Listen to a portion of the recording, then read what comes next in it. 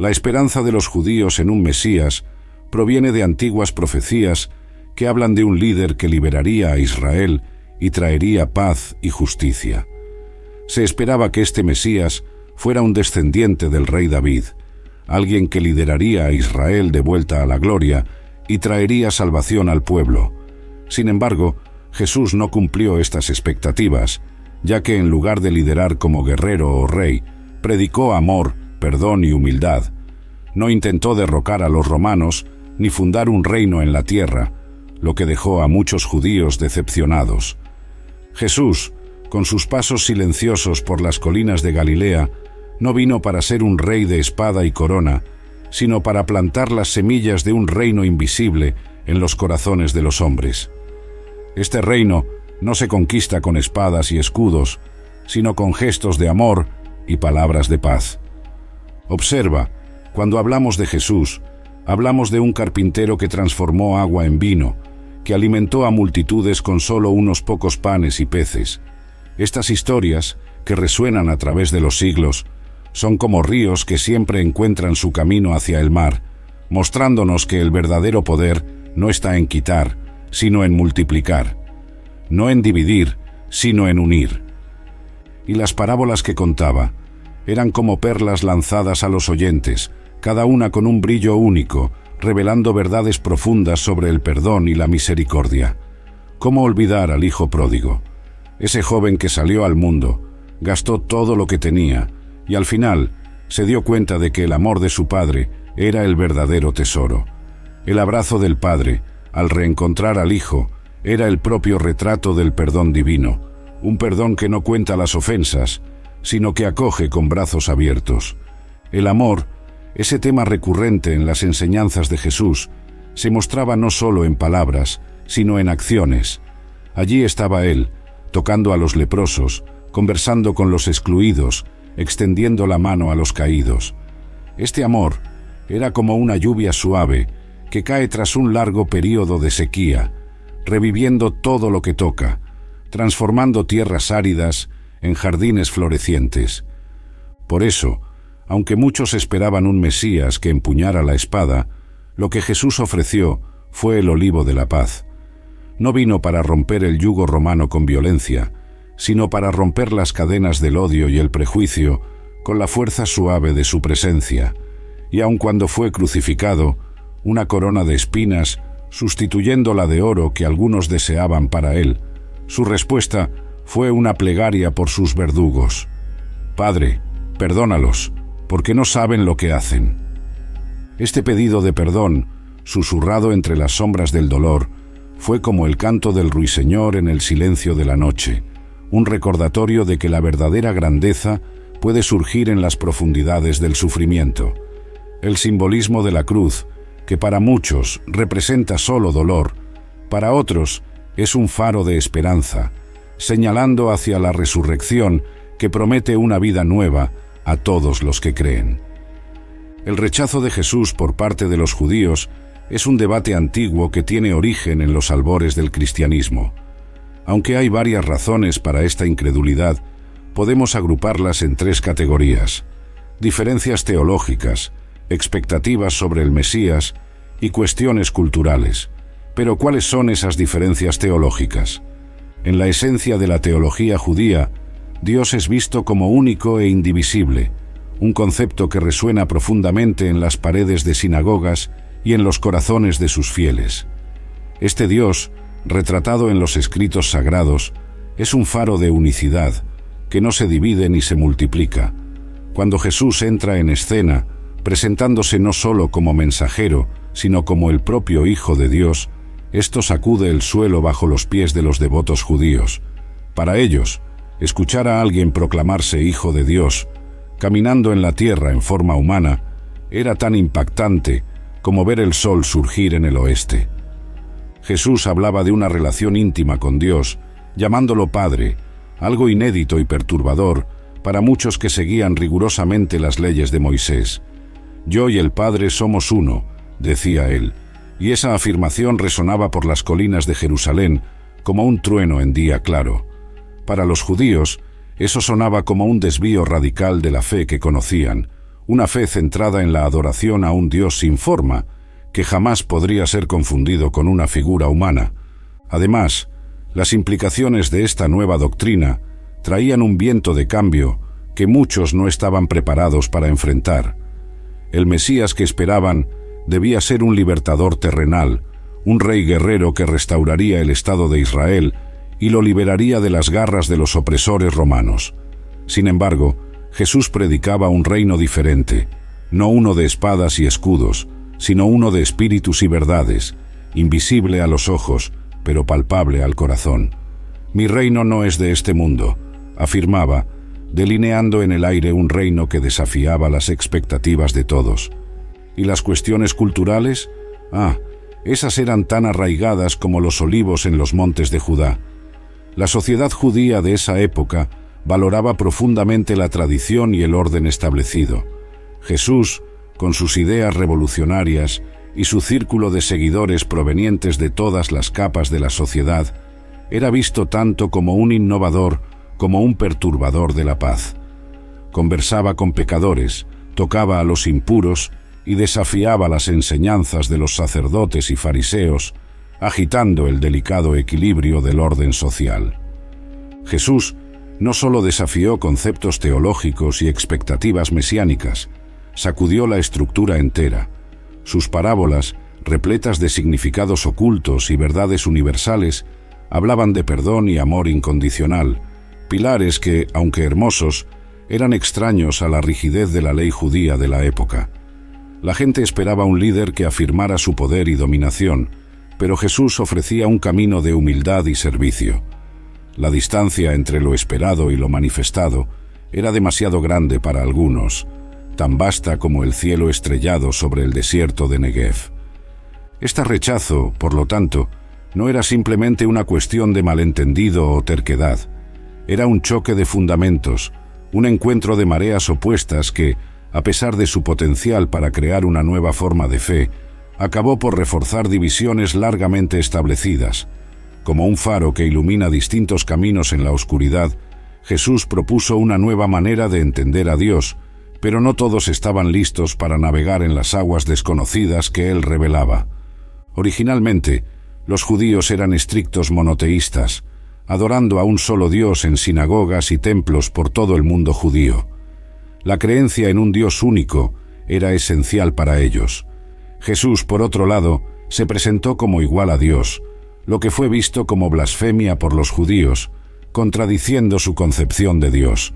La Biblia no afirma claramente que Jesús dijera ser Dios, pero menciona que Él dijo ser uno con Dios, lo que genera interpretaciones ambiguas. La complicación aumenta cuando, según el Evangelio de Juan, algunos judíos acusan a Jesús de blasfemia diciendo: «No te apedreamos por una buena obra, sino por blasfemia, pues siendo hombre, te haces Dios». Jesús no se defiende claramente, lo que refuerza la impresión de que Él creía en lo que decía. Imagina solo, si hasta hoy las palabras pueden ser malinterpretadas, ¿qué dirá en aquellos tiempos antiguos, donde cada palabra tenía el peso de siglos de tradiciones? La noticia de que un hombre, caminando entre ellos, podría tener la audacia de declararse divino, era como un trueno en cielo claro. Para muchos, esto sonaba más como un desafío que como una buena nueva. En el corazón de esta cuestión había un abismo profundo de entendimiento. Para los judíos, adorar a un solo Dios era la base de todo. Era el pilar que no solo los sustentaba, sino también los definía como pueblo. Cuando Jesús habló sobre su unión con Dios, no intentaba borrar o reescribir esta verdad central, sino que estaba, en realidad, intentando profundizar su entendimiento sobre quién es Dios y cómo Él podría relacionarse con sus hijos. Pero cómo las buenas intenciones a veces se pierden en la traducción. La reacción a estas palabras fue una mezcla de indignación y curiosidad. Algunos vieron en Jesús a un revolucionario, tal vez incluso a un hereje. Otros, sin embargo, sintieron que sus palabras llevaban algo más, un soplo de algo nuevo y, de cierta manera, maravillosamente liberador. Después de todo, si Dios realmente estaba tan cerca, tan entrelazado en la humanidad, ¿Qué significaría eso para su día a día? La posibilidad era al mismo tiempo aterradora y atractiva.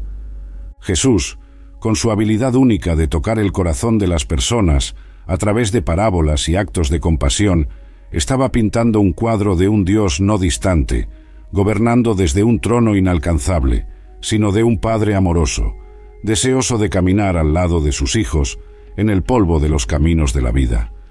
Esta era una imagen que desafiaba la concepción rígida y a veces fría que muchos tenían. Él ofrecía una relación, no una religión de rituales vacíos. Pero como todo cambio significativo, la propuesta de Jesús no fue recibida con los brazos abiertos por todos. Los guardianes de la tradición vieron en esto una amenaza a su poder y autoridad. Después de todo, un pueblo que encuentra a Dios en su propio corazón y en sus propias experiencias es un pueblo que no necesita de intermediarios. Y así, las palabras de Jesús, que pretendían traer paz y unión, también encendieron chispas de conflicto. El simbolismo de Jesús como el Cordero de Dios es otro punto que merece reflexión. Mientras muchos esperaban un líder que los liberara a través del poder y la fuerza, Jesús se presentó como un cordero, presagiando su sacrificio. Este gesto, que culminaría en su crucifixión, era la verdadera cara del poder divino, no un poder que domina y destruye, sino uno que se entrega y restaura. La idea de la Trinidad también choca con la creencia judía. Los judíos siguen el Shema, que afirma: «Escucha, oh Israel, el Señor nuestro Dios, el Señor es uno». Mientras tanto, el cristianismo introdujo el concepto de tres divinidades: Padre, Hijo y Espíritu Santo, lo que contradice directamente la creencia judía de un Dios único. Además de las diferencias teológicas, el mensaje de Jesús sobre misericordia y perdón contrastaba con la visión judía de un Dios que premiaba a los obedientes y castigaba a los desobedientes. Esto fue suficiente para que muchos judíos rechazaran su enseñanza. Las expectativas mesiánicas también contribuyeron a la incredulidad. Los judíos de aquella época esperaban un Mesías que los liberara del dominio romano y restaurara el reino terrenal de Israel. Esperaban un líder político y victorioso, no alguien que muriera a manos de sus enemigos. En este escenario, Jesús llegó con una propuesta que volvió de cabeza lo que muchos esperaban. Hablaba de un reino, sí, pero no uno construido con piedras y fortalezas, sino uno fundado en los corazones y espíritus de hombres y mujeres. Esta visión era tan diferente que muchos no pudieron ver más allá de sus sueños de liberación y poder. Para ellos, un Mesías que hablaba de servir al prójimo y amar a los enemigos era como una lluvia fina en medio de un incendio forestal, insuficiente y decepcionante. Jesús, sin embargo, insistía en que su camino era el del verdadero poder transformador.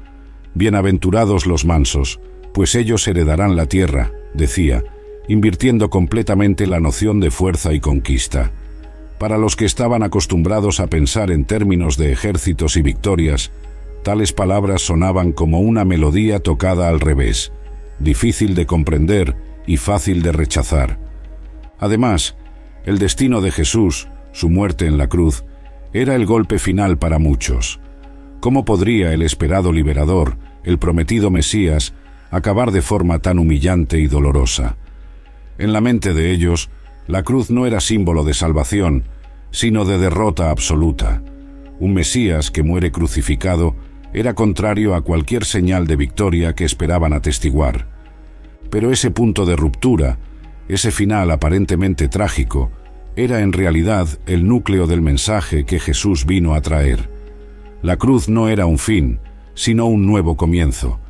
A través de su resurrección, mostraba que el verdadero reino que proponía era indestructible, no subyugado por el dolor, el sufrimiento o incluso la muerte. Era una revolución silenciosa, pero profunda, que comenzaba en el alma y se extendía como el amanecer después de una larga noche oscura. Maimónides, un importante pensador judío, argumentaba que Dios no tiene forma física, es eterno e infinito. Afirmar que Dios podría convertirse en humano es minimizar su divinidad. algo que es incompatible con las escrituras judías que afirman Dios no es mortal. En esta línea de pensamiento, la idea de un Dios encarnado, como se presenta en el cristianismo, era una verdadera piedra en el zapato para muchos judíos de la época. Para ellos, ¿cómo podría la infinitud divina, que llena cielos y tierras, condensarse en una única figura humana, sujeta a dolores y a la muerte? Este concepto no solo desafiaba, sino que parecía torcer las raíces milenarias de su fe. La venida de Jesús, con sus milagros y enseñanzas sobre la naturaleza de Dios, intentaba tender un puente sobre este abismo teológico. «Quien me ve, ve al Padre», dijo él, intentando explicar que su presencia entre los hombres era un espejo de lo divino, no una reducción. Sin embargo, ese puente a menudo parecía más una ilusión, difícil de cruzar para aquellos firmemente anclados en la tradición. Esta resistencia no era solo una cuestión de terquedad o falta de visión. Era como si, a lo largo de los siglos, el pueblo judío hubiera construido un muro robusto, piedra sobre piedra, de convicciones y leyes que definían claramente quién era Dios. La llegada de Jesús, con sus ideas revolucionarias, parecía más un terremoto que un mensaje de salvación, sacudiendo las estructuras que hasta entonces parecían inamovibles. Y así, la figura de Jesús, en lugar de ser vista como una bendición, era frecuentemente percibida como una tormenta, agitando las aguas tranquilas de la fe judía. Para muchos, aceptar que Dios podría llorar, sudar y sangrar era como intentar encajar el océano en una jarra, un desafío tanto lógico como espiritual que muchos no estaban dispuestos a enfrentar. Sin embargo, en el corazón de ese huracán de dudas y debates, las enseñanzas de Jesús sobre amor, perdón y humildad continuaban germinando en corazones abiertos, sugiriendo que tal vez la verdadera grandeza de Dios no estuviera en la distancia y la inaccesibilidad, sino en la cercanía y la vulnerabilidad. Él mostraba a través de su vida, y finalmente, a través de su muerte y resurrección, que la verdadera cara de Dios era el amor incondicional, un amor que no duda en descender hasta las profundidades de la condición humana para tocar y transformar las almas perdidas y sufridas. Por lo tanto, el diálogo entre lo que enseñaba Maimónides y lo que vivió Jesús sigue siendo un campo fértil para la reflexión. Mientras uno enfatiza la trascendencia absoluta de Dios, el otro revela un Dios que es inmanente, que camina al lado de sus hijos, un pastor que conoce a cada oveja por su nombre. Las diferencias culturales también influenciaron el rechazo de Jesús. La sociedad judía era altamente estratificada, con sacerdotes y líderes religiosos ocupando altas posiciones. Jesús, por su parte, predicaba un mensaje accesible a todos, desafiando la estructura social de la época y amenazando la posición de los líderes establecidos. Imagina solo, allí venía él, sin pompas ni privilegios, hablando de un reino donde los últimos serían los primeros y los primeros, los últimos. Una verdadera revolución, no solo espiritual, sino social, que ponía en jaque el orden vigente. Además, Jesús no se limitaba a predicar en las sinagogas, sino que extendía sus palabras por las calles, los campos, junto a los lagos, alcanzando a pescadores, recaudadores de impuestos e incluso a los marginados, que raramente eran vistos cerca de los altos escalones religiosos. Su enfoque era como una brisa fresca en un día sofocante, ofreciendo alivio y esperanza a quienes por tanto tiempo se sintieron ignorados. Los líderes religiosos, acostumbrados a un respeto casi incuestionable, veían en este nuevo maestro una amenaza directa. ¿Cómo podría alguien, sin título de nobleza o linaje sacerdotal conocido, desafiar siglos de tradición? La enseñanza de Jesús, que colocaba el amor y la compasión por encima de las ceremonias y los títulos, era como un espejo que no reflejaba la imagen que ellos deseaban ver. Y no paraba ahí. Las parábolas de Jesús, repletas de sabiduría e insights, muchas veces exponían las hipocresías e injusticias practicadas por aquellos que se decían guardianes de la fe. Sus historias eran simples, pero sus mensajes profundos tocaban directamente en el corazón de la ley: amar a Dios sobre todo y al prójimo como a sí mismo. Esta simplicidad desarmante era revolucionaria. La reacción a este mensaje fue mixta. Mientras algunos veían en Jesús la promesa de un nuevo comienzo, otros sentían como si el suelo estuviera temblando bajo sus pies. Para estos, la posibilidad de perder su estatus y su poder era una tormenta formándose en el horizonte, amenazadora e inevitable. El clímax de esta tensión llegó con actos como la purificación del templo, donde Jesús expulsó a los vendedores, criticando abiertamente lo que consideraba una explotación de la fe. Esta acción no solo simbolizaba su repulsa a la corrupción religiosa, sino que también marcaba su posición contra el abuso de poder. Era como si estuviera barriendo las impurezas no solo del suelo sagrado, sino intentando limpiar el propio corazón de la religión. Por lo tanto, la diferencia de Jesús con los líderes de la época no estaba solo en sus ideas, sino en su práctica. No predicaba solo un nuevo entendimiento de Dios, sino que demostraba a través de sus acciones cómo vivir de acuerdo con ese entendimiento. Él personificaba su mensaje, caminando entre el pueblo, curando, enseñando y, sobre todo, sirviendo. Así, mientras algunos se aferraban a las tradiciones y al poder, otros encontraban en Jesús un camino de verdadera transformación. Era una elección entre mantener las estructuras del pasado o abrazar la promesa de un futuro donde cada persona, independientemente de su posición social, podría encontrar su lugar al sol en el reino de Dios.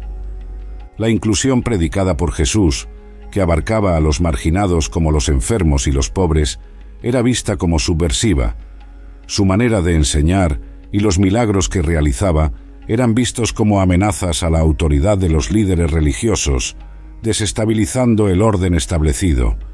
Era como si, a cada paso que él daba hacia los olvidados, un ladrillo fuera removido de la muralla de la segregación y del prejuicio.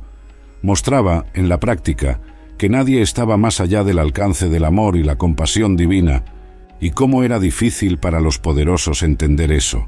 Para ellos, el orden social en el que los menos afortunados permanecían al margen era no solo natural, sino necesario. Pero Jesús, con su inclusión radical, pintaba un nuevo cuadro, donde todos tenían un lugar en la mesa, independientemente de su condición física, social o económica. Esto no era solo revolucionario, era un desafío directo a las normas establecidas. Imagina entonces la escena: Jesús, rodeado por leprosos, mendigos y mujeres vistas como impuras, todos escuchando atentamente sus palabras de esperanza y redención. Esta imagen era poderosa y provocativa. Era como si estuviera tejiendo una nueva tapicería social, donde los hilos descartados eran ahora esenciales para el diseño final. Los milagros de Jesús, especialmente, servían como señales de que algo grandioso estaba sucediendo. No eran solo demostraciones de poder divino, sino manifestaciones de un nuevo orden donde el sufrimiento no era ignorado. Cada cura, cada milagro, era un signo de que los últimos realmente podrían ser los primeros en el reino de Dios. Claro, esto incomodaba profundamente a aquellos en la cima de la jerarquía religiosa. Cada milagro de Jesús era como un golpe a su autoridad, cada parábola, una crítica a su interpretación de la ley. La forma en que Jesús trataba a los marginados no solo cuestionaba la legitimidad de su poder, minaba la propia base sobre la cual ese poder estaba construido. Así, no es sorpresa que la tensión entre Jesús y los líderes religiosos fuera creciendo. A cada persona que él tocaba, a cada excluido que era traído al centro de la comunidad, las antiguas estructuras temblaban. Era como si las viejas paredes de la exclusión comenzaran a resquebrajarse bajo el peso de un amor que no conocía barreras. Es importante notar que el rechazo a Jesús no significaba que los judíos fueran menos religiosos. Ellos continuaron siguiendo sus tradiciones y prácticas, manteniendo su fe incluso después de la muerte de Jesús. La cuestión no era falta de fe, sino diferencias teológicas, culturales y de expectativas. Además, es crucial entender que el rechazo de Jesús por parte de los judíos no debe ser vista como un rechazo a su mensaje de amor y compasión. Muchos judíos fueron influenciados por sus enseñanzas éticas y morales, incluso sin aceptarlo como el Mesías. Importante también es reconocer que ese rechazo no justifica el antisemitismo o la persecución histórica que los judíos enfrentaron a lo largo de los siglos. En el Nuevo Testamento se encuentran varios pasajes que sugieren la divinidad de Jesús. Por ejemplo, la segunda epístola de Pedro habla de la justicia de nuestro Dios y Salvador Jesucristo, sugiriendo una fusión de las figuras de Dios y de Jesús. La mensaje de Pedro, al entrelazar la humanidad de Jesús con su divinidad, ofrece una luz que puede guiar la comprensión de ambas tradiciones religiosas, mostrando que, en el fondo, lo que se estaba presentando era una nueva forma de ver la relación entre Dios y hombre. Además, la historia del discípulo Tomé, quien solo creyó en la resurrección tras tocar las heridas de Jesús, refleja la complejidad de la fe humana. Esta narrativa, rica en detalles y emociones, simboliza la jornada de duda y descubrimiento que cada creyente puede enfrentar. Es como si cada uno de nosotros fuera invitado a atravesar la puerta de la incredulidad para encontrar una fe más profunda y personal. Por lo tanto, las historias del Nuevo Testamento no son solo registros de eventos, son como ventanas abiertas al entendimiento más amplio del propósito divino. Cada milagro, cada parábola, cada gesto de compasión de Jesús sirve como un eco que atraviesa el tiempo, llamando a todos a una reflexión sobre el verdadero significado de salvación y redención. Así, cuando miramos a la figura de Jesús a través de estos textos, no vemos solo a un líder religioso o a un reformador social. Vemos a un maestro de la humanidad, cuyas acciones y palabras continúan desafiando, inspirando y transformando corazones y mentes, independientemente de fronteras religiosas o históricas. Es esta universalidad de las enseñanzas de Jesús la que puede servir como un punto de unión entre culturas y religiones distintas. Su llamado a amar al prójimo, perdonar incondicionalmente y buscar la justicia no son solo principios cristianos, sino valores humanos fundamentales que tienen el poder de trascender las divisiones más profundas. La historia de Tomé, conocido como Santo Tomé, ejemplifica esta visión. Tras la resurrección, él se negó a creer hasta que pudo ver y tocar las marcas de la crucifixión en Jesús. Cuando finalmente lo hizo, exclamó: «Señor mío y Dios mío». Esta expresión de Tomé, que se ha convertido en un mantra para el escepticismo con la frase «ver para creer», destaca la complejidad de la fe cristiana en aceptar a Jesús no solo como un líder espiritual, sino como el propio Dios. La cuestión de la divinidad de Jesús sigue siendo un punto de discordia entre judíos y cristianos, con implicaciones profundas para ambas religiones. La interpretación de las Escrituras y la comprensión de Dios son fundamentalmente diferentes. La figura de Jesús se despliega en varias capas, cada una revelando un aspecto diferente de su misión y naturaleza. Para los cristianos, esta declaración de Tomé no es solo un momento de reconocimiento, sino una revelación de la verdadera identidad de Jesús, abriendo una puerta para la comprensión de su naturaleza divina y humana entrelazadas. Por otro lado, para muchos judíos, la idea de Dios convirtiéndose en hombre sigue siendo inconcebible, manteniéndose fieles a la creencia de un Dios único y eterno, trascendente por encima de cualquier forma humana. Esta diferencia no es solo teológica, sino que toca el núcleo de cómo cada tradición ve la relación entre el Creador y la creación. Este contraste nos lleva a reflexionar sobre el papel de las dudas y los cuestionamientos en la jornada de la fe. Así como Tomé, muchos de nosotros necesitamos ver para creer, buscando señales tangibles que fortalezcan nuestra creencia. Esta búsqueda, lejos de ser un signo de debilidad, es una parte esencial del crecimiento espiritual, permitiendo que la fe se profundice y se solidifique a través de la experiencia personal y la reflexión.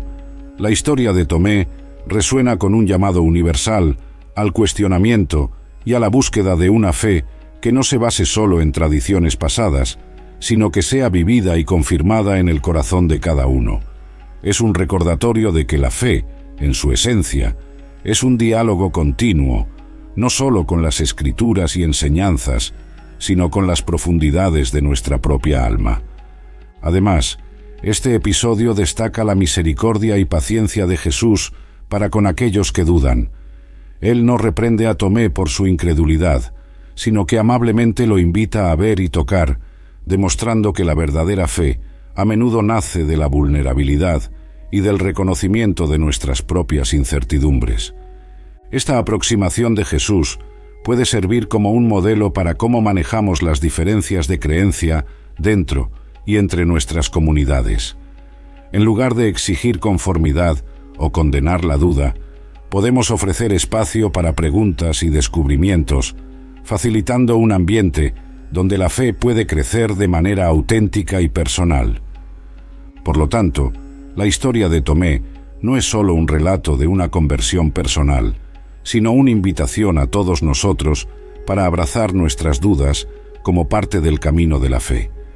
En este sentido, nos enseña que la fe verdadera no es la ausencia de duda, sino la valentía de enfrentarla, buscando en Dios las respuestas que el corazón humano tanto anhela. Así, mientras cristianos y judíos pueden continuar teniendo visiones distintas sobre la naturaleza de Jesús, ambos pueden encontrar en el ejemplo de Tomé un llamado a la reflexión y al diálogo. A fin de cuentas, es en el intercambio de ideas y experiencias donde podemos encontrar un terreno común, aprendiendo unos de otros y, quién sabe, aproximando nuestras comprensiones sobre lo divino.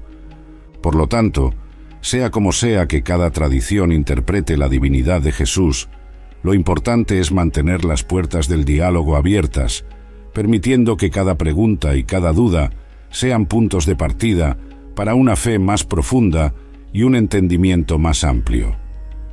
El diálogo entre judíos y cristianos sobre estas cuestiones sigue siendo crucial.